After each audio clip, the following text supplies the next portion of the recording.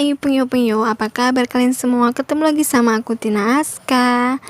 Kali ini ada video baru lagi setelah video yang kemarin, dan ini kelanjutan dari video sebelumnya, dimana pada video sebelumnya di pengobatan ketiga Anya itu nangisnya, dan di video kali ini ada sedikit berbeda karena yang ada di sini itu anaknya udah ketawa-ketawa gitu, jadi udah nggak ngerasain yang namanya sakit. Di pengobatan pertama, kedua, ketiga itu anaknya nangis terus, dan kebetulan di pengobatan yang keempat ini udah nggak kelihatan ya. Kalau dilihat dari ekspresi si pengurut ini, si bapak ini udah nggak seperti yang sebelumnya, seperti tegang gitu ya, karena harus lebih berhati-hati karena ini kan yang dibenerin itu bagian tulang gitu, tulang yang tergesek. Nah, di sini malah bapaknya tuh baik banget guys. Jadi supaya anak ini nggak begitu tegang atau nggak begitu takut tuh diajak ngobrol, terus ketawa-ketawa, cerita-cerita yang lucu-lucu gitu. Jadi anaknya tuh lebih rileks lagi. Dan kalau dilihat di sini itu cara mijitnya itu nggak yang keras banget gitu ya. Dia cuma ya pemijatan itu lembut, tapi dianya itu ngepas gitu loh, jadi bikin nyaman yang dipijit. Terus selain itu bapaknya ini suka banget bercanda gitu, jadi anak kecil itu bisa senang, nyaman gitu, nggak takut. Kan ada tuh tukang pijat tapi yang orangnya tuh apa ya, diem aja gitu, nggak mau ngobrol. Ada yang tukang pijat itu kebanyakan udah mijit aja gitu, nggak diajak ngobrol. Kadang yang dipijit juga tertidur, nggak tahu gitu.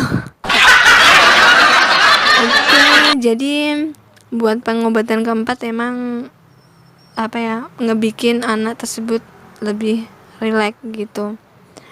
Nah, kenapa kita harus memakai jasa sangkal putung? Yang pertama itu harganya lebih murah ya. Kemudian memberikan kesembuhan yang lebih cepat tentunya. Beda kalau kita pengobatan, maksudnya melalui dokter tuh pasti prosesnya kan lebih panjang gitu.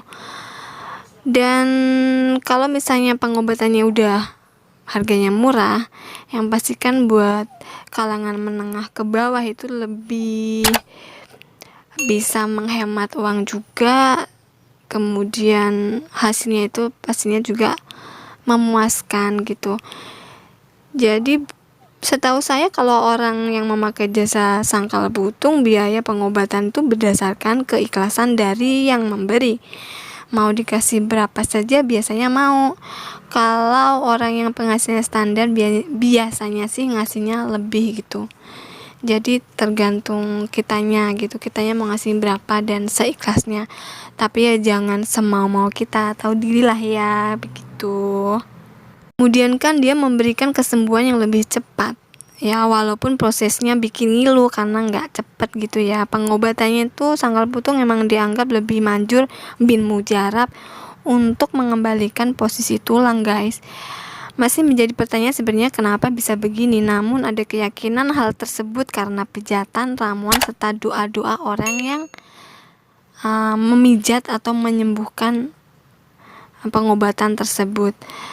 Ada yang mengatakan bahwa sangkal putung pengobatan bukanlah sesuatu yang bisa dipelajari dengan mudah. Konon, ilmu tersebut merupakan ilmu turunan dari seseorang yang bisa menguasai, terus diturunin ke orang-orang tertentu gitu. Rata-rata sih dari turunan gitu, dari generasi ke generasi.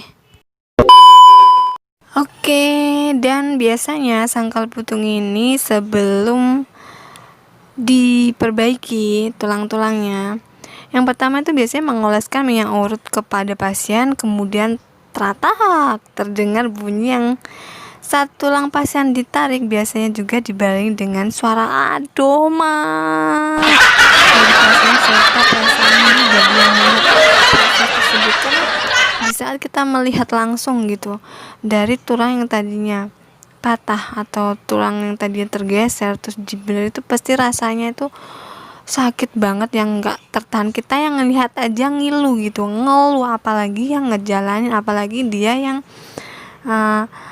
tulangnya lagi dibenerin gitu. Nah, pada beberapa kasus yang pernah saya dengar, jika seorang mengalami insiden atau mengalami tulang geser ataupun putus dengan menggunakan jasa sangkal putung, bisa dibereskan tanpa cacat sedikit pun. Wah, ini benar-benar, maksudnya pengobatan yang alternatif, secara kita nggak perlu ngeluarin uang yang banyak, tapi hasilnya udah alhamdulillah gitu loh.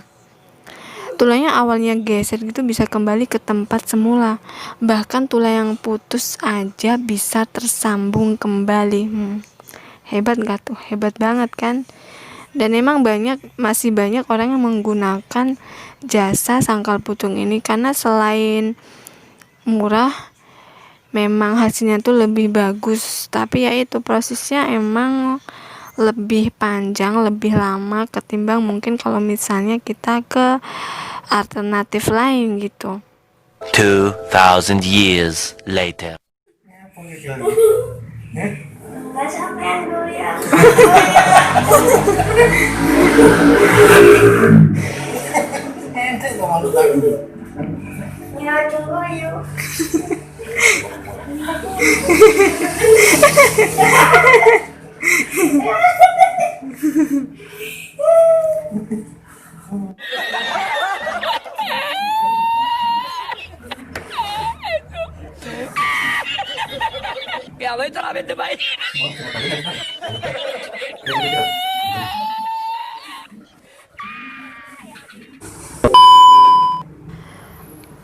Buat kalian yang belum subscribe, please ya di subscribe sekarang juga, kemudian di like, di komen.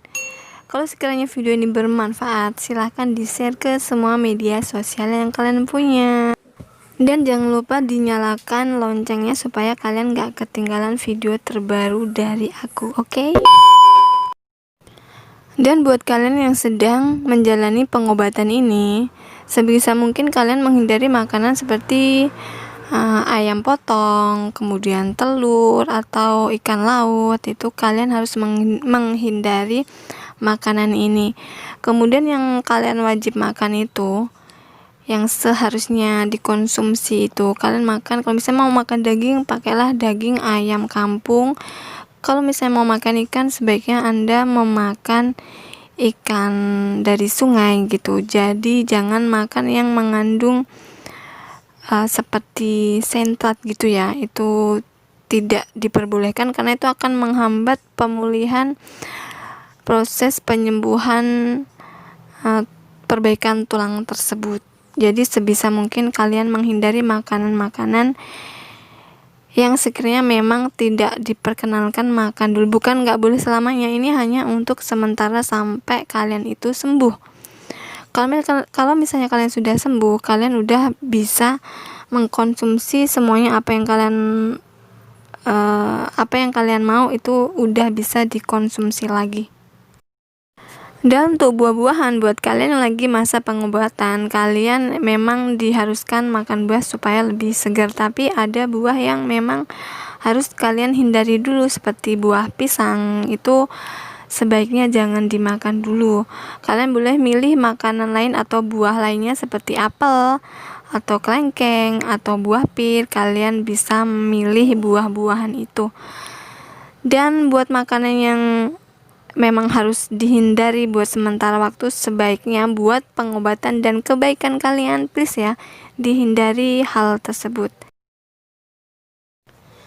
Dan sampai di sini dulu video aku kali ini. Buat kalian, terima kasih semuanya. Jangan lupa juga kesehatan. Kalau keluar selalu pakai masker.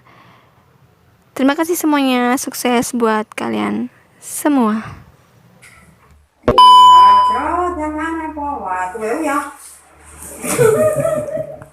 Kulino ya. Soalnya ramai ya, nggak jalan. Jalan ke ulung-ulung, orang dino ramai Rendang gampang 14.